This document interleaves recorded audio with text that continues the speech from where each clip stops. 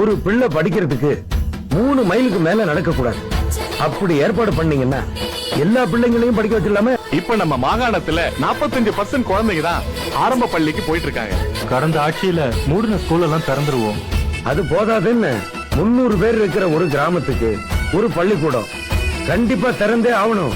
அப்படி பார்த்தா குறைஞ்சது 45-50,000 பள்ளிக்கூடமாவது திறந்தாகணும். பள்ளிக்கூடம் திறந்துடலாம், ஆனா ஃபீஸ் கட்டி படிக்கிற அளவுக்கு அவங்களுக்கு வசதி இருக்கணுமே. கல்வியை இலவசமாக்கினா ஓரளவுக்கு சாத்தியப்படுத்தலாம். இதே யோசனை தான் எனக்கு இருந்தது வடிவேல் சார். ஐயா, இந்த திட்டங்களை எல்லாம் செயல்படுத்தினா நிதித்துறை மேல பெரிய பழு இறங்கும்.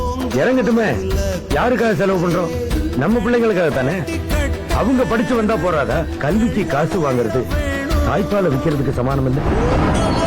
கண்டா எங்க தாய போல தோணும்.